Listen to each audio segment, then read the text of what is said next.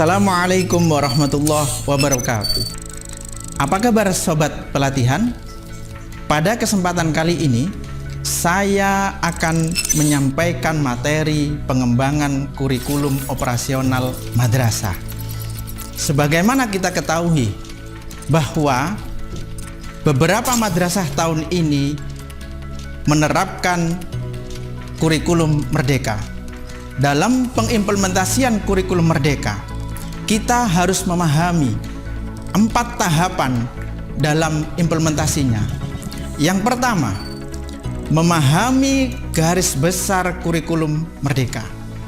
Yang kedua, memahami pembelajaran dan asesmen. Yang ketiga, memahami pengembangan kurikulum operasional madrasah. Sedangkan yang keempat, memahami pengembangan proyek penguatan pelajar Pancasila dan pelajar rahmatan lil alamin. Pada kesempatan kali ini kita akan belajar bersama bagaimana mengembangkan kurikulum operasional madrasah. Sobat pelatihan, apa sih kurikulum operasional madrasah? Ia adalah rencana proses belajar yang diselenggarakan oleh madrasah sebagai pedoman menyeluruh penyelenggaraan pembelajaran. KOM ini dikembangkan dan dikelola dengan mengacu kepada struktur kurikulum dan standar yang ditetapkan oleh pemerintah. Dalam menyusun KOM ini, kita harus menyelaraskannya dengan karakteristik dan kebutuhan peserta didik, madrasah, dan daerah. Karena hal inilah menyebabkan KOM antar madrasah bisa jadi berbeda-beda. Sobat pelatihan, dalam menyusun pengembangan kurikulum operasional di madrasah, kita harus memperhatikan beberapa prinsip-prinsip. Yang pertama, pengembangan KOM harus berprinsip berpusat pada peserta didik, yaitu pembelajaran harus memenuhi keragaman potensi, perkembangan dan tahapan belajar, serta kepentingan peserta didik. Prinsip yang kedua adalah KOM harus kontekstual. KOM harus menunjukkan kekhasan dan sesuai dengan karakteristik madrasah, konteks sosial budaya dan lingkungan, serta dunia kerja dan industri khusus untuk madrasah aliyah kejuruan. Prinsip yang ketiga, KOM harus berprinsip pada esensial, yaitu memuat semua unsur informasi yang paling penting, bahasanya lugas, ringkas, dan harus mudah dipahami.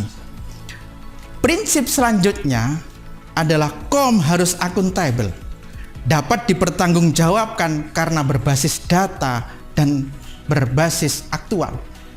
Prinsip selanjutnya, KOM berprinsip melibatkan berbagai pemangku kepentingan. Kemudian prinsip yang terakhir adalah berprinsip pemerataan dan peningkatan mutu.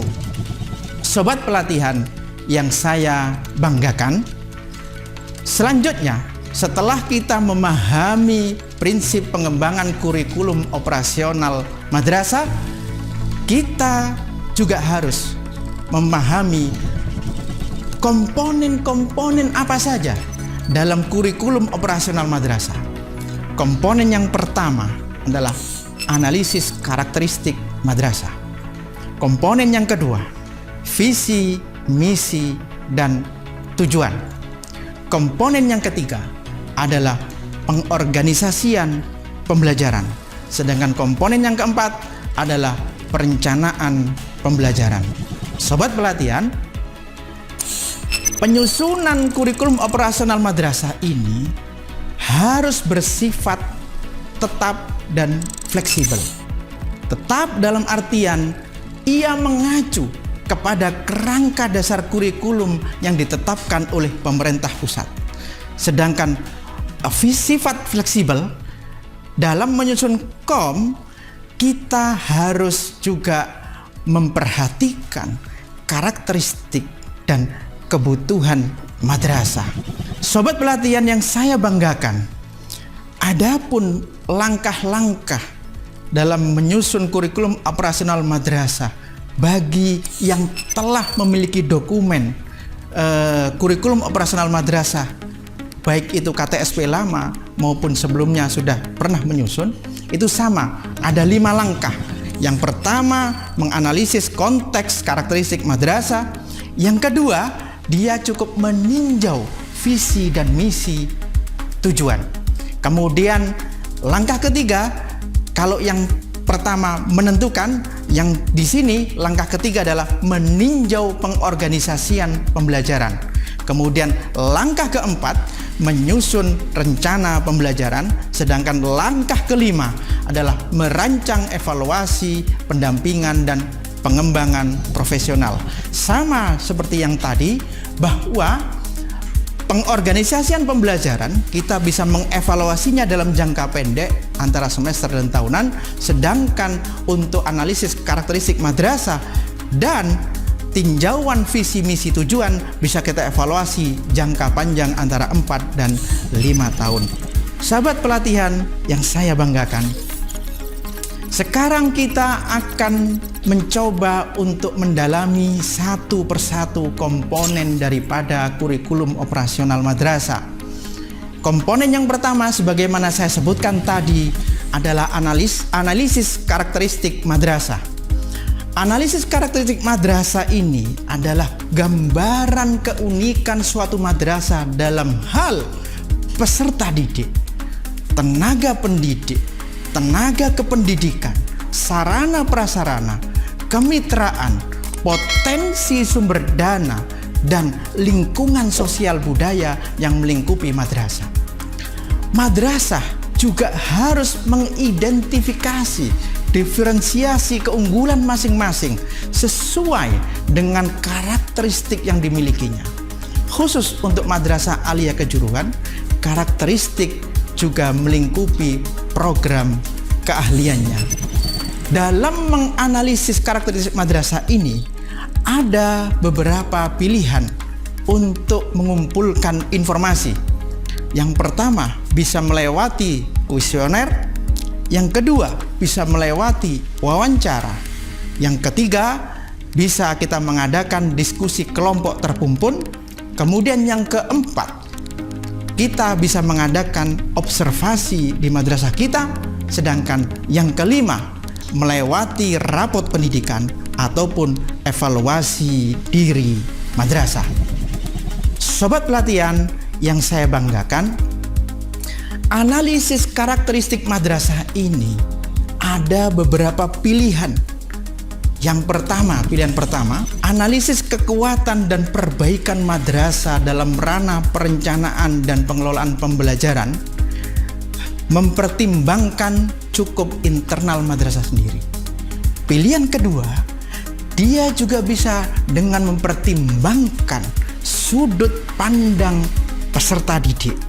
Sedangkan pilihan yang ketiga, bisa dengan mempertimbangkan sudut pandang peserta didik sekaligus orang tua. Dan pilihan keempat, bisa dengan mempertimbangkan sudut pandang kebijakan daerah atau nasional dan sudut pandang masukan berbagai pemangku kepentingan baik internal maupun eksternal madrasah. Sobat pelatihan yang saya banggakan, salah satu contoh model analisis karakteristik kekhasan madrasah adalah melewati analisis SWOT yang biasa dilakukan oleh madrasah. Analisis kekuatan, kelemahan, peluang, dan tantangan. Sobat pelatihan yang saya banggakan, selanjutnya komponen yang kedua adalah visi, misi, dan tujuan. Apa sih visi itu? Visi adalah cita-cita bersama pada masa mendatang dari warga madrasah tersebut. Sedangkan misi adalah pernyataan bagaimana madrasah mencapai visinya. Kemudian tujuan adalah gambaran dari hasil yang akan dicapai dalam kurun waktu tertentu oleh setiap madrasah. Sobat pelatihan yang saya banggakan, ada beberapa pilihan madrasah dalam menyusun ataupun meninjau visi, misi, dan tujuan. Pilihan yang pertama, madrasah tersebut bisa menggunakan visi, misi, dan tujuan yang sudah ada. Pilihan yang kedua, dia meninjau ulang dengan disesuaikan kondisi lingkungan internal madrasah. Pilihan ketiga, meninjau ulang visi, misi, dan tujuan madrasah disesuaikan dengan kondisi lingkungan internal dan eksternal madrasah serta karakteristik peserta didik dan aspirasi orang tua. Adapun pilihan yang keempat, mempertimbangkan sudut pandang masukan dari berbagai pemangku kepentingan madrasah. Dan jangan lupa sobat, dalam menyusun tujuan kita harus mempertimbangkan prinsip SMART. Apa itu?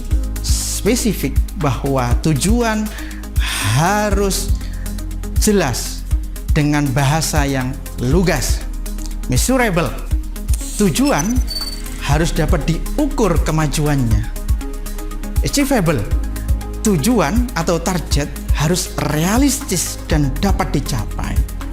Relevan, tujuan dan target harus bisa mendukung dan selaras dengan target-target yang lainnya. Kemudian time base, bahwa tujuan atau target sebuah madrasah itu harus memiliki tenggang waktu tertentu. Sobat pelatihan yang saya banggakan, demikian materi dari saya. Jangan lupa tetap semangat mengikuti video-video selanjutnya. Madrasah Mandiri Berprestasi. Wassalamualaikum warahmatullahi wabarakatuh.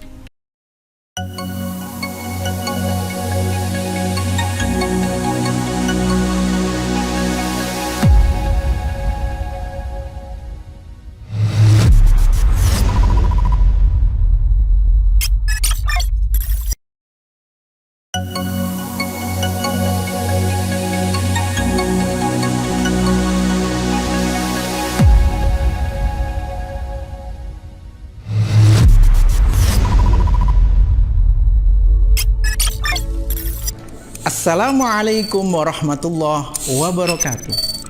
Apa kabar sobat pelatihan semua? Pada materi sebelumnya, kita telah membahas komponen 1 dan komponen 2. Sekarang kita memasuki komponen 3 dan komponen 4. Are you ready? Sobat pelatihan yang saya banggakan, komponen selanjutnya adalah pengorganisasian pembelajaran. Sebagaimana kita ketahui bahwa madrasah dalam menyusun pembelajaran itu memiliki 3 komponen. Yang pertama adalah intrakurikuler. Pembelajaran berisi muatan mata pelajaran dan muatan tambahan lainnya jika di dalam suatu madrasah itu ada mulok. Penetapan konsentrasi dan praktek kerja lapangan untuk khusus madrasah MAK, serta program kebutuhan khusus dan pasca madrasah untuk madrasah yang memiliki PDBK. Yang kedua, co-kurikuler.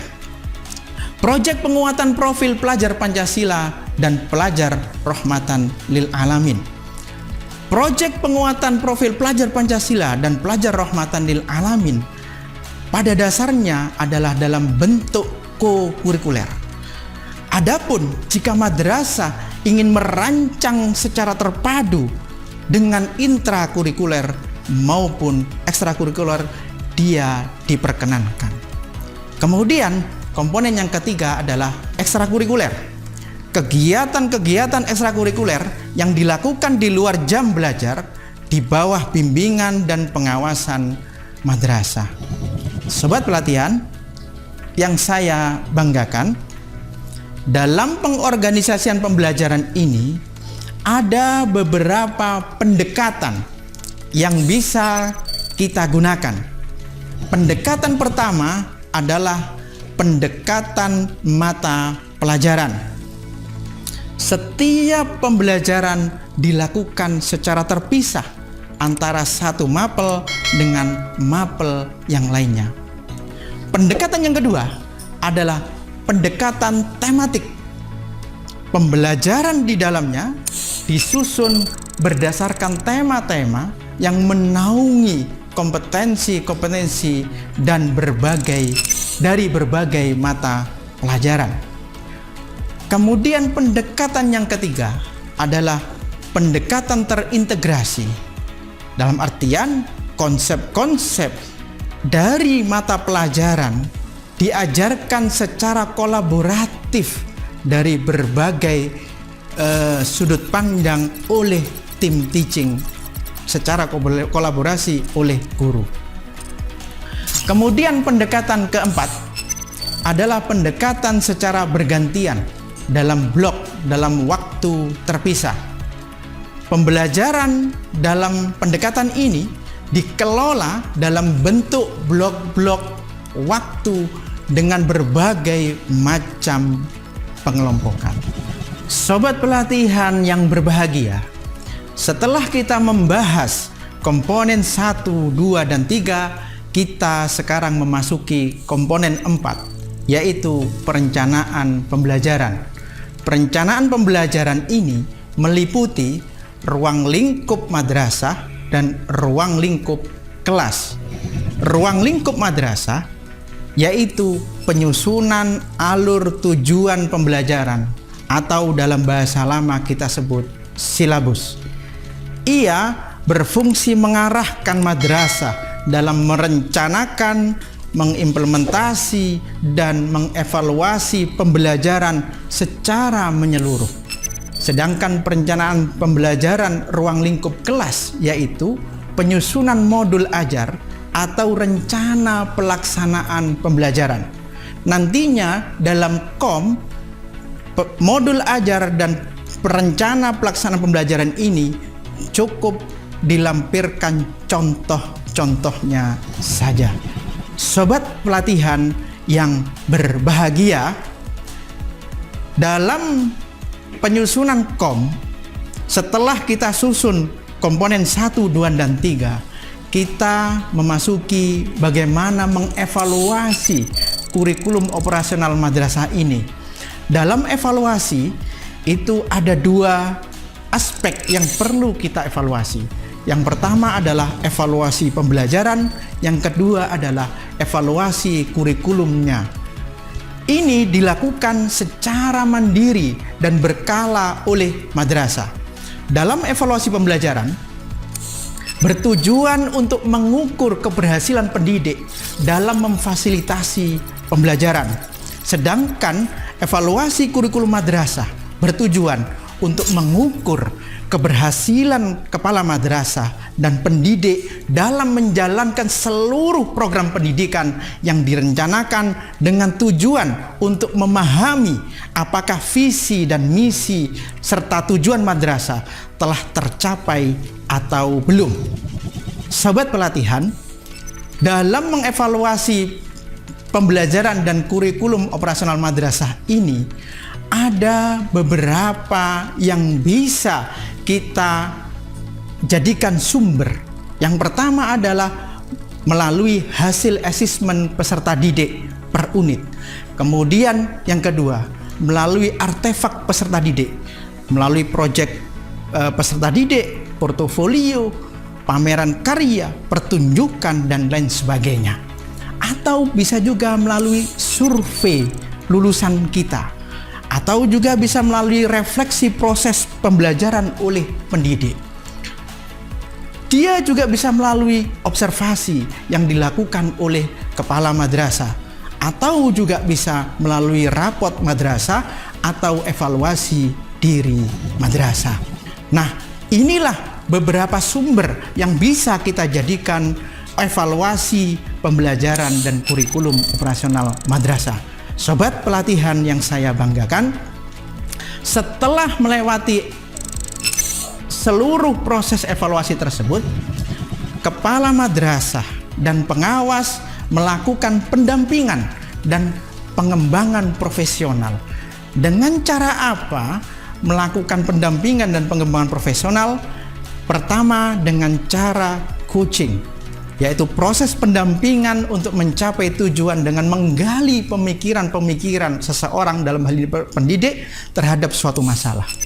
Yang kedua, melalui mentoring, yaitu proses pendampingan dengan berbagi pengalaman dan pengetahuan untuk mengatasi suatu kendala. Atau juga pendampingan dan pengembangan profesional ini melalui pelatihan-pelatihan.